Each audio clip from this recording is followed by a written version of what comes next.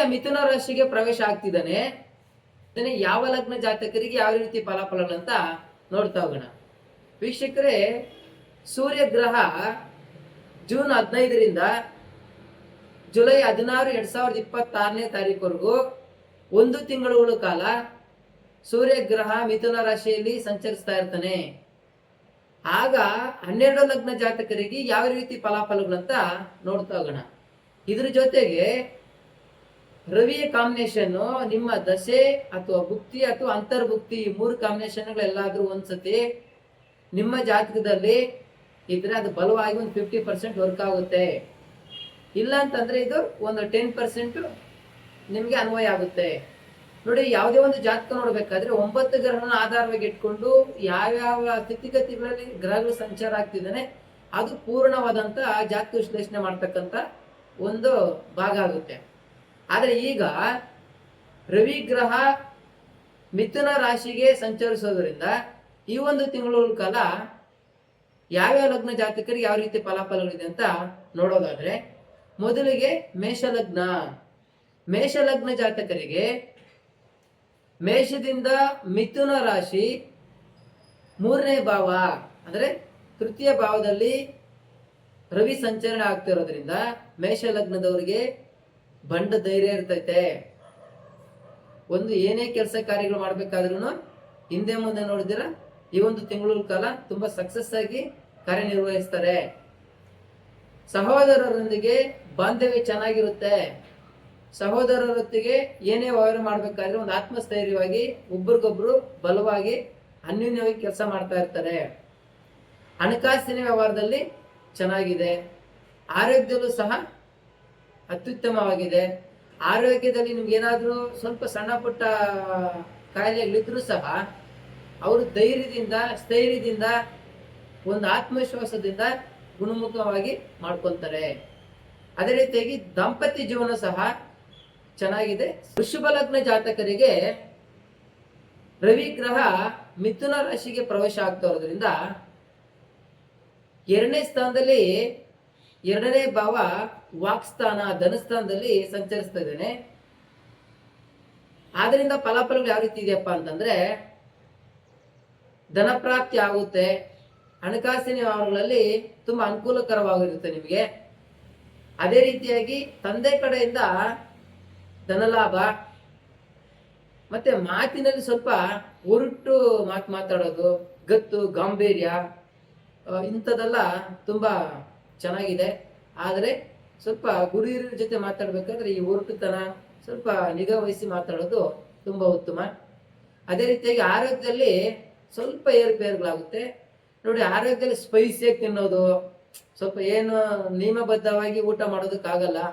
ಆದರೆ ತಿನ್ಬೇಕಾದ್ರೆ ಸ್ಪೈಸಿಯಾಗಿ ತಿನ್ನೋಣ ಅನ್ಸುತ್ತೆ. ಈ 1 ತಿಂಗಳ ಕಾಲ ಸ್ವಲ್ಪ ಅವಾಯ್ಡ್ ಮಾಡ್ಕೊಂಡ್ರೆ ಆರೋಗ್ಯ ಚೇತರಿಸ್ಕೊಳ್ತೀರ. ಅದ್ರ ಜೊತೆಗೆ ದಾಂಪತ್ಯ ಜೀವನದಲ್ಲಿ ನಿಮ್ದೇ ಮಾತಿನ ಮುಂದೆ ಇರುತ್ತೆ. ಎಲ್ಲದಕ್ಕೂ ಕೌಂಟ್ರ್ ಕೊಡಕ್ ಹೋಗ್ತೀರಾ. ಸ್ವಲ್ಪ ಹೊಂದಾಣಿಕೆಯಿಂದ ಮಾತಿನಲ್ಲಿ ಸ್ವಲ್ಪ ನಿಗಾ ಇಟ್ಕೊಂಡು ಮಾತಾಡಿದ್ದೆ ಆದ್ರೆ ಸಕ್ಸಸ್ ಆಗುತ್ತೆ. ಮಿಥುನ ಲಗ್ನ ಜಾತಕರಿಗೆ ರವಿಯ ಫಲಾಫಲಗಳು ಯಾವ ರೀತಿ ಇರುತ್ತಪ್ಪ ಅಂತಂದ್ರೆ, ಲಗ್ನದಲ್ಲೇ ಮಿಥುನ ರಾಶಿಯಲ್ಲಿ ಸಂಚಾರ ಆಗ್ತಾ ಇರೋದ್ರಿಂದ ಸ್ವಲ್ಪ ಕೋಪ ಜಾಸ್ತಿ ಆಗುತ್ತೆ. ವಿಲ್ ಪವರ್, ಆತ್ಮವಿಶ್ವಾಸದ ಕಾನ್ಫಿಡೆಂಟ್ ಲೆವೆಲ್ ಜಾಸ್ತಿ ಆಗುತ್ತೆ. ನಾನೇ ನನ್ನಿಂದನೇ ನಾನು ಏನ್ ಬೇಕಾದ್ರೂ ಮಾಡ್ತೀನಿ ಅಂತ ಸ್ವಲ್ಪ ಈಗೋ ವ್ಯಕ್ತಿತ್ವ ಇರುತ್ತೆ ಒಂದು ಕಾಲಗಳಲ್ಲಿ. ಅದರಲ್ಲೂ ಕೋಪ ಕಡಿಮೆ ಮಾಡಿಕೊಂಡು ಸ್ವಲ್ಪ ಸಮಾಧಾನಕರವಾಗಿ ಹೋಗಿದ್ದೆ ಆದ್ರೆ ತುಂಬಾ ಚೆನ್ನಾಗಿದೆ. ಯಾವುದೇ ಕೆಲಸ ಕಾರ್ಯಗಳು ಮಾಡ್ಬೇಕಾದ್ರೆ ನಾನೇ ನನ್ನಿಂದನೇ ಆಯ್ತು ಅನ್ನೋತಕ್ಕಂಥ ಈಗೋ ಇರುತ್ತೆ. ನೀವು ಒಬ್ಬರ ಮೇಲೆ ಅಧಿಕಾರ ಚಲಾಯಿಸಕ್ ಹೋಗ್ತಾರೆ. ಈಗ ಉದ್ಯೋಗದಲ್ಲಿ ಅಧಿಕಾರ ಚಲಾಯಿಸಿ ಕೆಲಸ ಮಾಡಬೇಕು ಅಂತೇಳಿ ಮಾಡಕ್ ಹೋಗ್ತೀರಾ. ಸ್ವಲ್ಪ ಅಲ್ಲಿ ಏರುಪೇರುಗಳಾಗ್ತಕ್ಕಂಥದ್ದು, ಅದರಿಂದ ಸ್ವಲ್ಪ ದೂರ ಇರ್ತಕ್ಕಂಥದ್ದು ಉತ್ತಮ. ಅದರಲ್ಲೂ ಉಷ್ಣ ಬಾಧೆ ಇರುತ್ತೆ. ಆರೋಗ್ಯದಲ್ಲಿ ಉಷ್ಣ ಬಾಧೆ ಇರುತ್ತೆ. ಹೀಟ್ ಪದಾರ್ಥಗಳನ್ನ ಸ್ವಲ್ಪ ಅವಾಯ್ಡ್ ಮಾಡಿಕೊಂಡು ಯಾವ್ದು ಬೇಕು ಯಾವ್ದು ತಿನ್ಬೇಕು ಅನ್ನೋದು ಮುಂಜಾಗ್ರತೆಯಿಂದ ಆಹಾರ ಸೇವಿಸಿದ್ದೆ ಆದ್ರೆ ಆರೋಗ್ಯ ತುಂಬಾ ಚೆನ್ನಾಗಿರುತ್ತೆ. ಅದ್ರ ಹಣಕಾಸಿನ ವ್ಯವಹಾರದಲ್ಲಿ ಸಾಧಾರಣ ಫಲ ಇದೆ, ಮಧ್ಯಮ ಫಲ ಚೆನ್ನಾಗಿದೆ. ಕರ್ಕಾಟಕ ಲಗ್ನ ಜಾತಕರಿಗೆ ಸೂರ್ಯಗ್ರಹ ಮಿಥುನ ರಾಶಿಯಲ್ಲಿ ಸಂಚರಿಸೋದ್ರಿಂದ ಕರ್ಕಾಟಕ ಲಗ್ನಿಗೆ ವ್ಯಯ ಸ್ಥಾನದಲ್ಲಿ ಇರ್ತಾನೆ.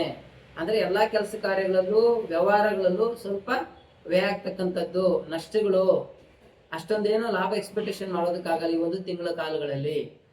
ಅದೇ ರೀತಿಯಾಗಿ ಗಂಡ ಹೆಂಡತಿ ಅನ್ಯೋನ್ಯತೆಯಲ್ಲಿ ಸ್ವಲ್ಪ ಕೊರತೆ ಆಗ್ತದೆ.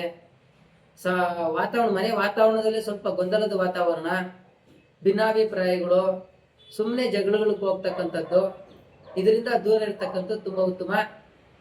ಅದೇ ರೀತಿಯಾಗಿ ಹಣಕಾಸಿನ ವ್ಯವಹಾರದಲ್ಲಿ ಸ್ವಲ್ಪ ಎಲ್ಲ ಲಾಸ್ ಆಗ್ತಕ್ಕಂಥದ್ದು. ಈ ಒಂದು ತಿಂಗಳ ಕಾಲ ಯಾವ್ದ್ರ ಮೇಲೇನೂ ಇನ್ವೆಸ್ಟ್ ಮಾಡದಿರೋದು. ಒಟ್ಟಾರೆಯಾಗಿ ಕರ್ಕಾಟಕ ಲಗ್ನ ಜಾತಕರಿಗೆ ರವಿಯ ಫಲ ಚೆನ್ನಾಗಿಲ್ಲ. ಹಾಗಾಗಿ ಸೂರ್ಯ ಗ್ರಹಕ್ಕೆ ನೀವು ಶಾಂತಿ ಮಾಡ್ಕೊಂಡಿದೆ ಅಂದ್ರೆ ಈ ಒಂದು ಸಮಸ್ಯೆಗಳಿಂದ ದೂರ ಆಗ್ಬೋದು. ಯಾವ ರೀತಿಯಪ್ಪ ಅಂತಂದ್ರೆ ಪರಿಹಾರ, ಪ್ರತಿ ಭಾನುವಾರ ಹಸುವಿಗೆ ಗೋಧಿ ಪದಾರ್ಥಗಳನ್ನ ತಿನ್ಸ್ತಕ್ಕಂಥದ್ದು. ಉದಾಹರಣೆಗೆ ಚಪಾತಿ ಮತ್ತೆ ಬೆಲ್ಲನ ತಿನ್ಸ್ತಕ್ಕಂಥದ್ದು ಇದು ಮಾಡಿದ್ದಾದ್ರೆ ಈ ಒಂದು ಸಮಸ್ಯೆಗಳಿಂದ ಸ್ವಲ್ಪ ಪಾರಾಗುವಂತ ಚಾನ್ಸಸ್ ತುಂಬಾ ಇದೆ. ಸಿಂಹ ಲಗ್ನ ಜಾತಕರಿಗೆ ರವಿ ಗ್ರಹ ಮಿಥುನ ರಾಶಿಯಲ್ಲಿ ಪ್ರವೇಶ ಆಗ್ತಿರೋದ್ರಿಂದ ಲಾಭ ಸ್ಥಾನದಲ್ಲಿ ಇರ್ತಾನೆ. ಲಾಭದಲ್ಲಿ ಇರೋದ್ರಿಂದ ಎಲ್ಲ ಕೆಲಸ ಕಾರ್ಯಗಳಲ್ಲೂ, ವ್ಯವಹಾರಗಳಲ್ಲೂ, ಬಿಸ್ನೆಸ್ ಅಲ್ಲೂ ಲಾಭ ಗಳಿಸ್ತಂತ ತುಂಬಾ ಶುಭ ಸಮಯ. ಏನೇ ವ್ಯವಹಾರಗಳಲ್ಲಿ ಮಾಡ್ಬೇಕಾದ್ರೆ, ಇನ್ವೆಸ್ಟ್ಮೆಂಟ್ ಮಾಡ್ಬೇಕಂದ್ರೆ ಈ ಒಂದು ಸಮಯನ ಸದುಪಯೋಗ ಬಳಸ್ಕೊಳ್ಳಿ. ಅದೇ ರೀತಿಯಾಗಿ ತಂದೆಯಿಂದ ಲಾಭ ಸಿಗುತ್ತೆ. ತಂದೆಯಿಂದ ನಿಮ್ಗೆ ಯಾವುದೇ ರೀತಿಯಾಗಿ ಲಾಭ ಸಿಗುವಂತ ಲಕ್ಷಣಗಳಿದೆ. ಸಮಾಜದಲ್ಲಿ ಒಳ್ಳೆ ಸ್ಥಾನಮಾನ, ಯಶಸ್ಸು, ಕೀರ್ತಿ ಲಭಿಸುತ್ತದೆ. ಎಲ್ಲೇ ಹೋದ್ರೂ ನಿಮ್ಗೆ ಗೌರವ ಕೊಡ್ತಾರೆ. ಎಲ್ಲ ಕೆಲಸ ಕಾರ್ಯಗಳಲ್ಲೂ ನಿಮ್ಗೆ ಜನಮನ್ನಣೆಯಿಂದ ತುಂಬಾ ಅನುಕೂಲವಾಗುತ್ತೆ. ಆರೋಗ್ಯ ತುಂಬಾ ಚೆನ್ನಾಗಿದೆ. ಹಣಕಾಸಿನ ವ್ಯವಹಾರದಂತೂ ಅದ್ಭುತವಾಗಿದೆ. ಒಟ್ಟಾರೆಯಾಗಿ ಸಿಂಹಲಗ್ನ ಜಾತಕರಿಗೆ ರವಿ ಲಗ್ನ ಫಲ ಅತ್ಯುತ್ತಮವಾಗಿದೆ. ಈ ಒಂದು ಮಾಸಕಾಲನ ಸದುಪಯೋಗ ಪಡೆದುಕೊಳ್ಳಿ, ಒಳ್ಳೆಯದಾಗಲಿ. ಕನ್ಯಾ ಲಗ್ನ ಜಾತಕರಿಗೆ ರವಿ ಗ್ರಹ ಕರ್ಮಸ್ಥಾನ, ಉದ್ಯೋಗ ಸ್ಥಾನದಲ್ಲಿ ಸಂಚಾರ ಮಾಡ್ತಾ ಇರೋದ್ರಿಂದ ತುಂಬಾ ಚೆನ್ನಾಗಿದೆ.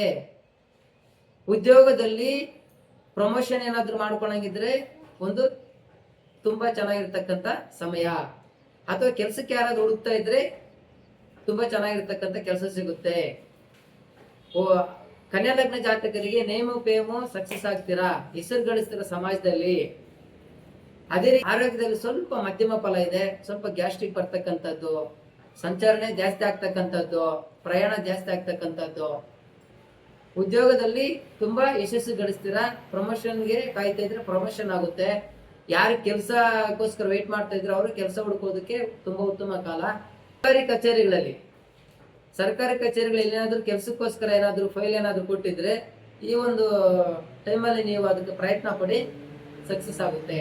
ತುಲಾ ಲಗ್ನ ಜಾತಕರಿಗೆ ರವಿ ಮಿಥುನ ರಾಶಿಯಲ್ಲಿ ನವಮ ಸ್ಥಾನ, ಭಾಗ್ಯಸ್ಥಾನದಲ್ಲಿ ಇರೋದ್ರಿಂದ ಚೆನ್ನಾಗಿದೆ. ಆರೋಗ್ಯ ಸಾಧಾರಣವಾಗಿದೆ. ತಂದೆಯಿಂದ ಭಾಗ್ಯೋದಯ ಆಗುತ್ತೆ, ಮತ್ತೆ ಮಕ್ಕಳಿಂದ ತಂದೆಗೆ ಭಾಗ್ಯೋದಯ ಆಗುತ್ತೆ. ಹಣಕಾಸಿನ ವ್ಯವಹಾರದಲ್ಲಿ ಎಲ್ಲೋ ಒಂದ್ ಕಡೆ ಟೈಮ್ ಸರಿ ನಿಮ್ಗೆ ಯಾರೋ ಒಬ್ರು ಸಹಾಯ ಮಾಡ್ತಾರೆ ಹಣಕಾಸಿನ ವ್ಯವಹಾರದಲ್ಲಿ. ಅಥವಾ ಏನಾದ್ರೂ ಒಂದು ಸಮಸ್ಯೆ ಇದ್ರೆ ಯಾರೋ ಒಬ್ರು ಬಂದು ನಿನ್ಗೆ ಹೆಲ್ಪ್ ಮಾಡ್ತಕ್ಕಂಥದ್ದು ತುಂಬಾ ಚೆನ್ನಾಗಿದೆ.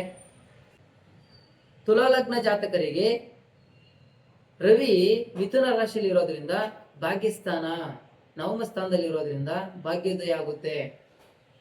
ಆದ್ರೆ ಆರೋಗ್ಯ ಸ್ವಲ್ಪ ಸಣ್ಣ ಪುಟ್ಟ ವೇರಿಯೇಷನ್ ಇರುತ್ತೆ. ಆರೋಗ್ಯ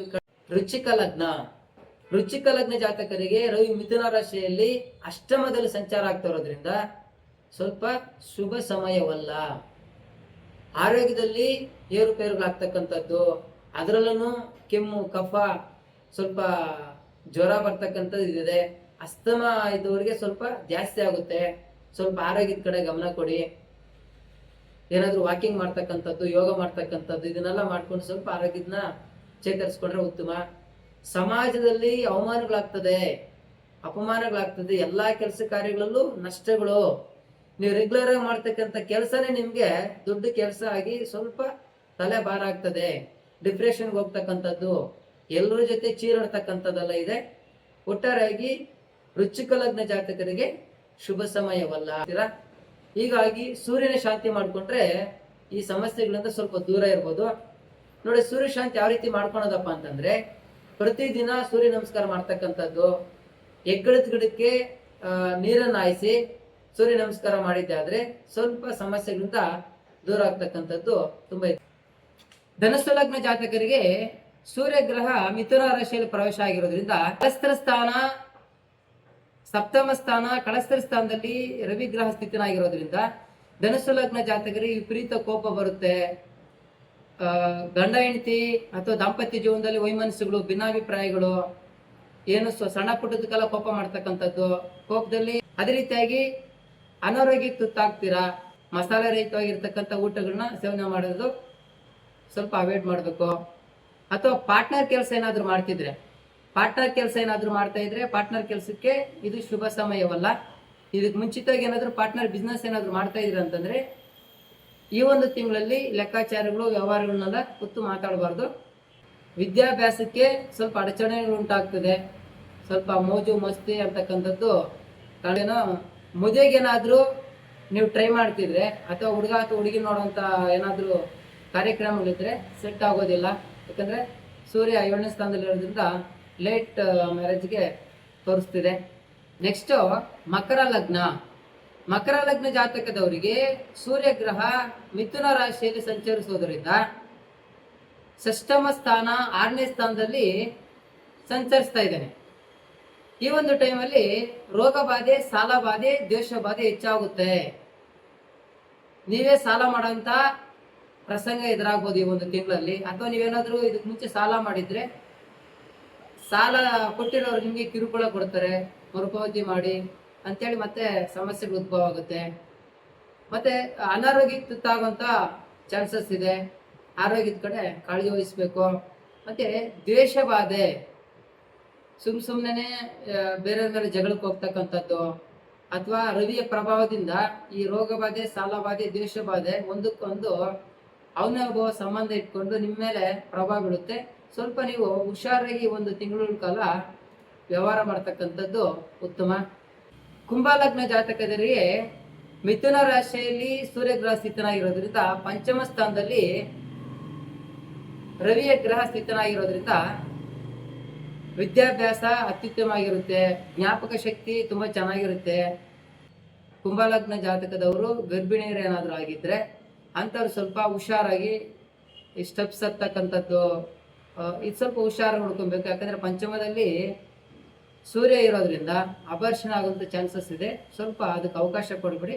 ಸ್ವಲ್ಪ ಎಚ್ಚರಿಕೆಯಿಂದ ನಿಮ್ಮ ದಿನನಿತ್ಯ ಕೆಲಸಗಳನ್ನ ಮಾಡಿ. ಹಣಕಾಸಿನ ವ್ಯವಹಾರದಲ್ಲಿ ಸಾಧಾರಣ ಫಲ ಸಿಗುತ್ತೆ.